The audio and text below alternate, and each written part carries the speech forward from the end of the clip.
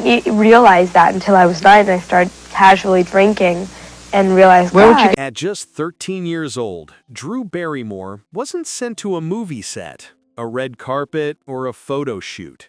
She was sent to a psychiatric institution by her own mother.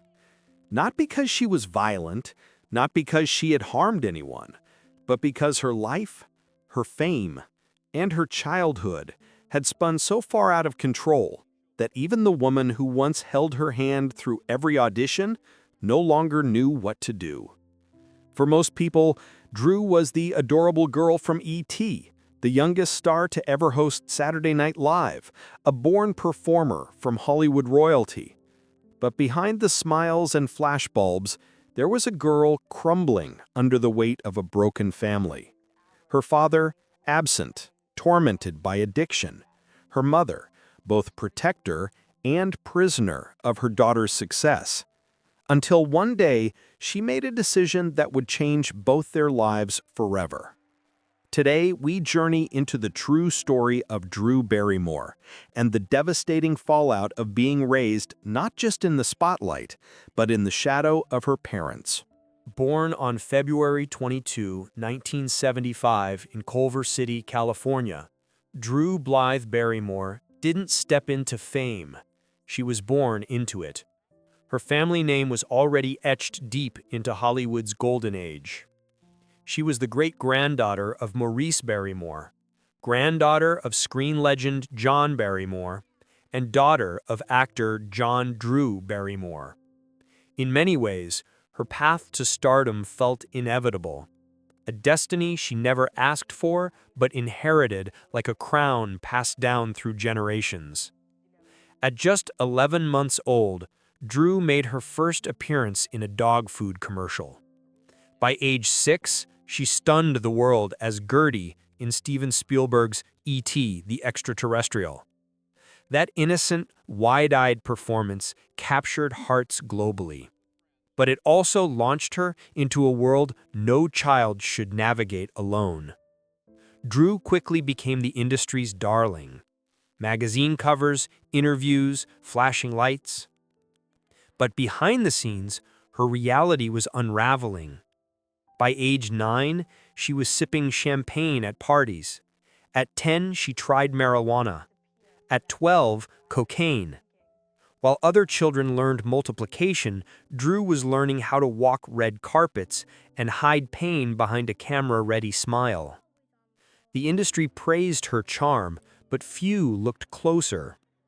Fewer still questioned the absence of a stable home, of boundaries, of a childhood free from adult chaos. Her father, John Drew Barrymore, was a distant figure, consumed by his own demons of alcoholism and mental instability. He drifted in and out of her life like a ghost, often absent during the most crucial years of her development. Her mother, Jade Barrymore, initially stood by her side, both as a caregiver and a manager. But their relationship was complicated, blurred by ambition, misjudgment, and a toxic entanglement of roles. At times, they felt more like peers than mother and daughter. At other times, strangers. By age 13, Drew had spiraled into a crisis. Tabloids chronicled her every misstep. Rehab stints became headlines. Hollywood whispered about her fall, a child star gone wrong. But what they didn't see was the child within, abandoned by one parent, overexposed by another, searching for safety in the only world she knew, the spotlight. This wasn't just a troubled teen, this was a girl caught in a generational storm, born into fame, but left to survive its consequences alone. And it was at her most vulnerable that the most controversial decision of her life would be made. Her mother, once her guide and shield, would take a step that left the world stunned, and Drew forever changed. To understand the ache behind Drew Barrymore's childhood, we must first understand the two people who brought her into the world, and then, in their own ways, abandoned her in it. Her father, John Drew Barrymore, was born into cinematic royalty. the son of silent film legend John Barrymore and actress Dolores Costello. Handsome, charming, and undeniably talented, he had the makings of a star. But his career, like his life, was marred by chaos. Addiction to alcohol, frequent legal troubles, and a volatile temperament turned his promise into a cautionary tale. For Drew, he was never a constant. He was a myth, someone who existed in stories, photographs, and shadows.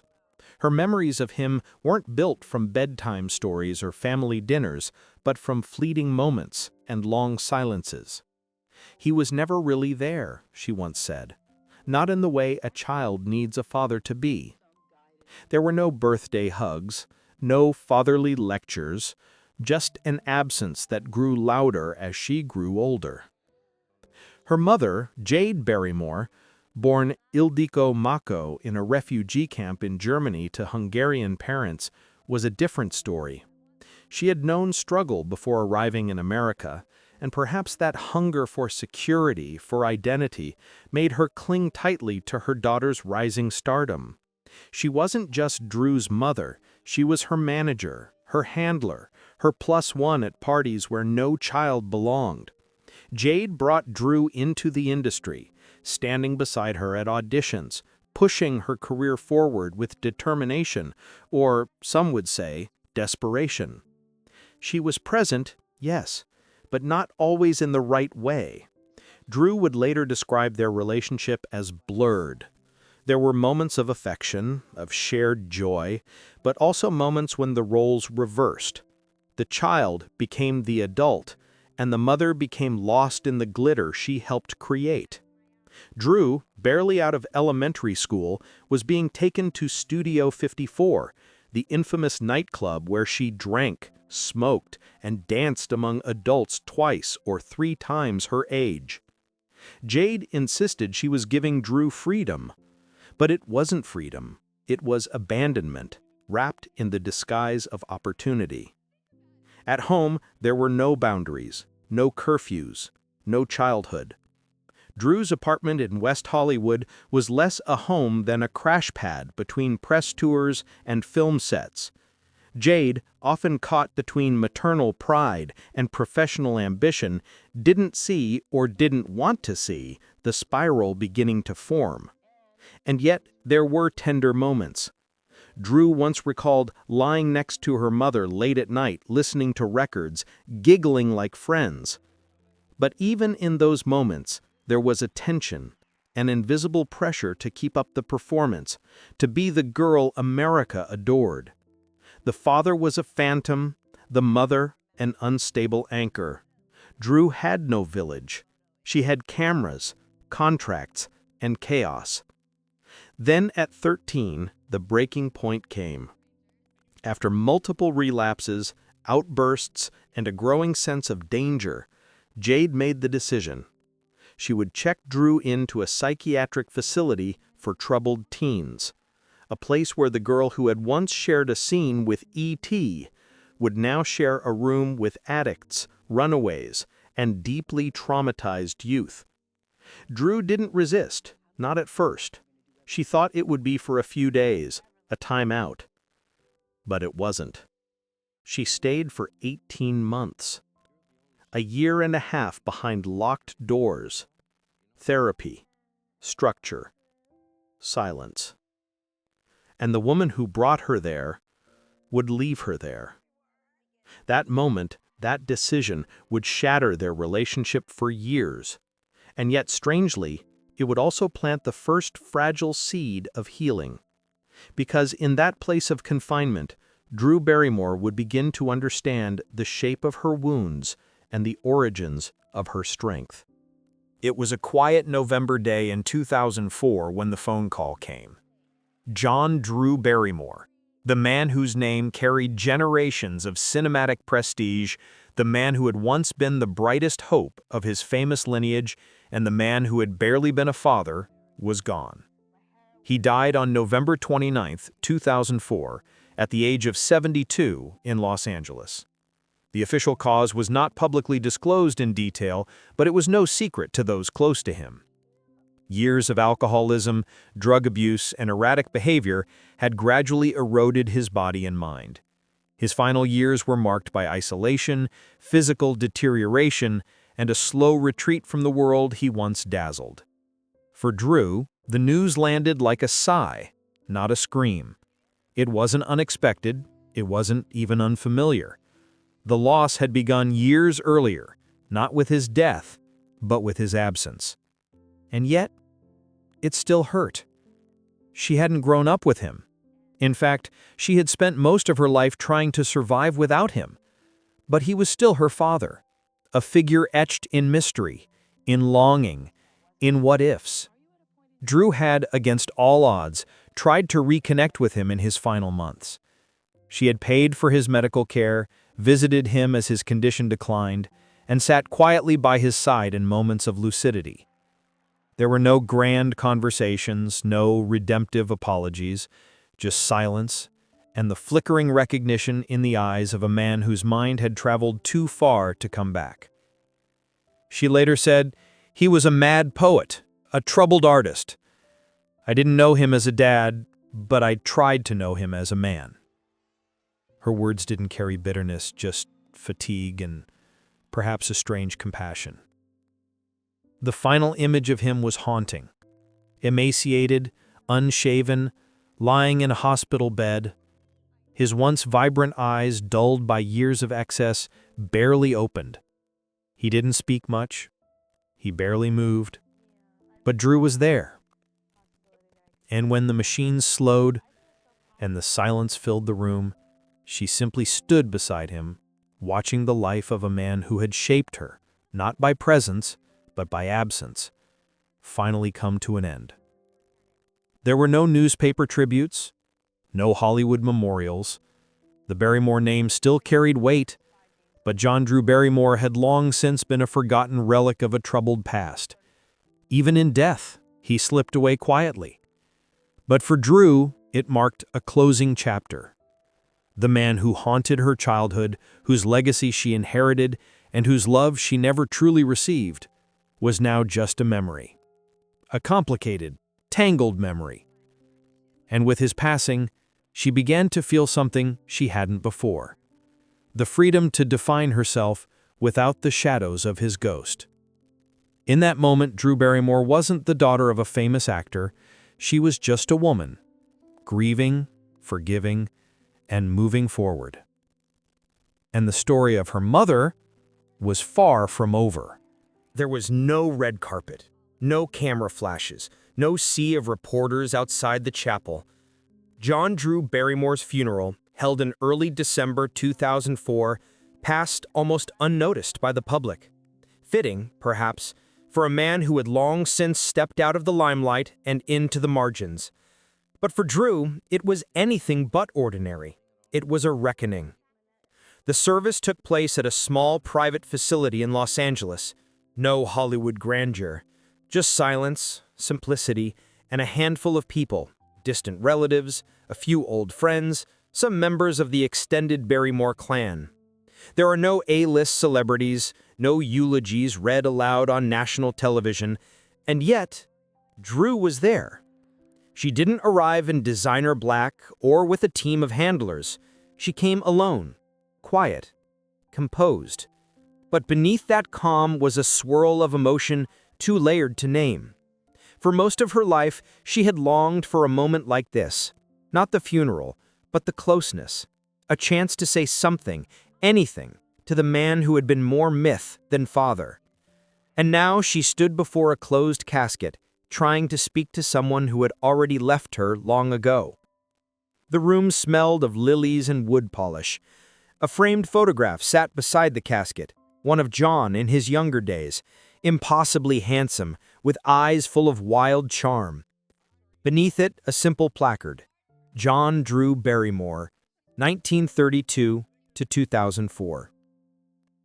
Drew approached slowly, carrying nothing but a folded piece of paper.